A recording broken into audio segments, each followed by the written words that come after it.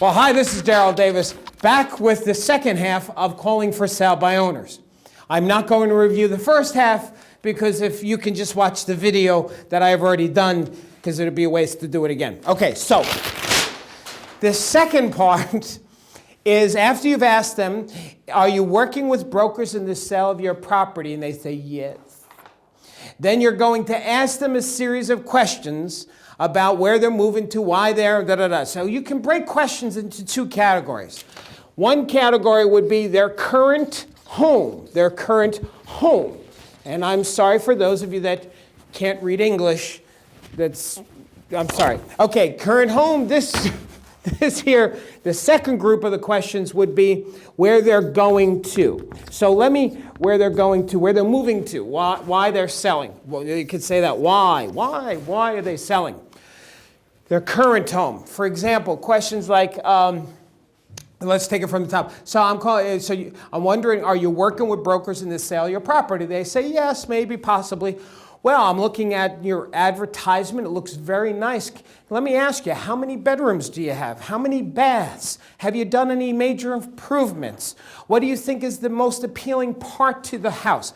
So you would ask them questions about their current house.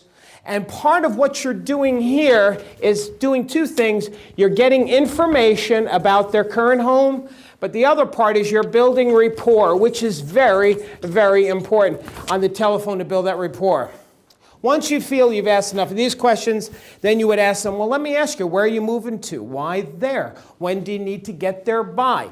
This category of questions is actually finding out how motivated, or said another way, what their commitment is to why they're selling in the first place.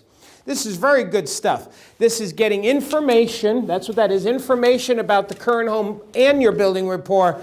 And these types of questions are finding out how motivated they are, why they're selling, what their commitment is. Once you feel that there's an opening, then you ask for the appointment. And one of the ways that you can ask for that appointment is simply saying, depending on what parts of Europe you're from, like the real nice parts, where people are nice, you could say, would you be offended if I just stop by to see your house and see how I can help you? See, the nice people that say, sure, come on. They might even bake you moussaka, some pie, some coffee, some espresso.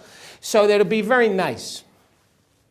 The tougher areas, you might have to, work through that a little bit. Like if you were in New York, you wouldn't do that because they'd say, yes, I'm offended you even call me. They hang up on you, they curse, you got to call back.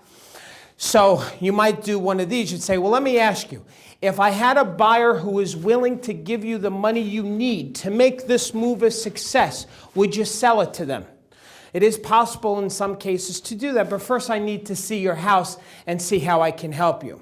So gang, let me just recap. The most important part of this whole dialogue, part one and part two, is the majority of it is asking these questions about their current home, where they're moving to. It's in that body of work is where you're actually building rapport, getting information. This is the beginning of the call. This is asking for the appointment, and that's how you call for sale by owners.